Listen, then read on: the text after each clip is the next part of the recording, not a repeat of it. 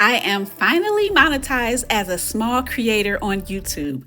How long did this take for a faceless channel? Welcome to Serenity Bell Outdoors. Today I will show you my journey on YouTube and how long it took for me to be monetized and then what happens next after that. While discussing this journey, I'll show some of my favorite video highlights of the pets I have around the house. I started creating videos as a fun hobby to do on the side, and initially I focused on nature, relaxation, and calming, and then later on I decided to share some of the pets that I had around the house because I am a lover of all creatures and nature.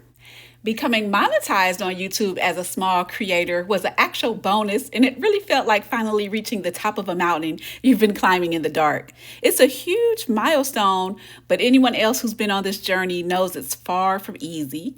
Behind every uploaded video, I have countless hours of planning, filming, editing, learning, and doubting myself, wondering if anyone will even watch.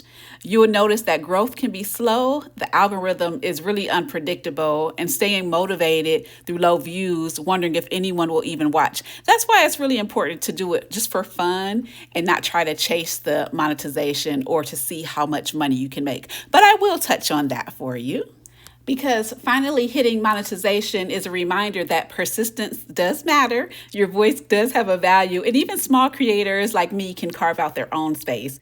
It's a victory, and it helps prove that all the hard work was worth it and that my journey is just beginning.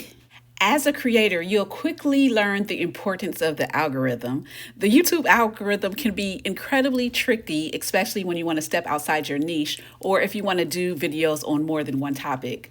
Once the platform kind of decides what content you should make, anything different can struggle to get pushed out, even if your audience would enjoy it. And I've learned that fast. Exploring new ideas can feel like starting from scratch sometimes. And then if you take a break, I see that the algorithm also notices that. Like, I took a break just because my workload for my regular job got really heavy, and coming back to do videos after that, it's really like starting over, to be honest. The momentum is slowed down, the views definitely dropped, and it can be frustrating, but it's a reminder to create for yourself first. So it took me about 12 months to become monetized, but that doesn't mean that money just start rolling in. It takes a while, and YouTube waits until you meet the minimum threshold of $100 before they send out an AdSense check. So sit back, enjoy the upcoming scenery while I explain that a little bit. So the earnings for the month are finalized between the 7th and the 12th, and you only get paid once your balance reaches that threshold of $100. It sounds simple, but the truth is the income can be inconsistent, especially for small creators like myself. That's why it's important to make videos, because you genuinely enjoy the process.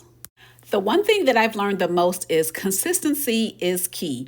Keep posting those videos, make sure you're on a schedule, and that's if you're trying to make your way to monetization. If you're doing it for fun, you can post whenever you want, and then you'll also want to see if you have a preference to doing the videos or the shorts, because I've learned they have two different audiences.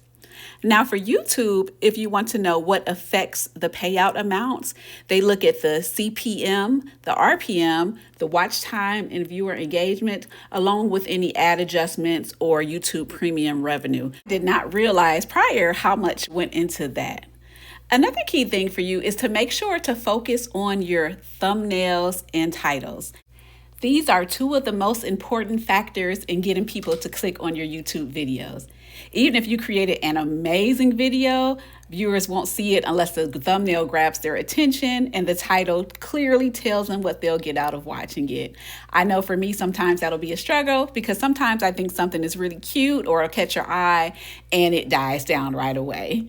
The title should be clear, intriguing, and honest. The thumbnail should be eye-catching, easy to understand at a glance, and you should make sure it's visually connected to the story of your video. Together, they can act as your video's first impression, and that will determine whether someone scrolls past or decides to give your content a chance. Hopefully they give you a chance, because I want everyone to win. Those are small details, but they make a huge difference in your growth on YouTube. And I know by far I haven't grown the fastest in YouTube. I'm still a very small channel, but I love to share tips and tricks just like I got from other small creators. Another thing about my channel, which makes it harder to grow, is the fact that I have a faceless YouTube channel. And I just think I like it better that way for privacy. But running a faceless channel can be incredibly challenging. That is because you will be relying entirely on your voice, editing, and storytelling to connect with viewers. And that's without the advantage of facial expressions or showing an on-camera personality. So you just have to try to get that through your voice. It often means your content, like mine, has to work twice as hard to stand out, since people naturally gravitate towards creators they can see and feel personally connected to.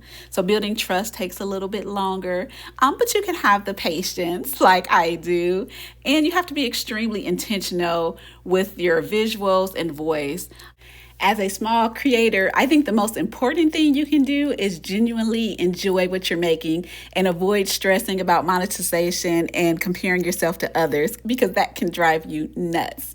The journey is already challenging enough, and constantly measuring your progress against bigger channels, it can steal the fun and creativity out of what brought you to YouTube in the first place. So for me, I feel like growth takes time and everyone moves at their own pace. I'm proud of my little channel and what I've accomplished so far, and I wish the best for all of you watching as well if you have your own channel.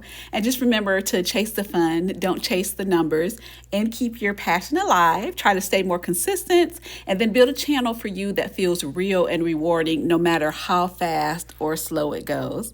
I think that's the best advice I can give, and hopefully you just enjoy watching my videos as I continue to grow with my creativity. I have been doing YouTube now for about 2 years. I would say consistently for about a year and a half, and I did just come off of another break. But to me, it's a fun little hobby, and to look back at it. The one hard thing is trying to stay in the same niche. I kind of want to show every little thing that's fun, going on trips, doing travel. And I think for my channel, I will still do that. And in the meantime, thank you so much for watching. I hope you enjoyed this video.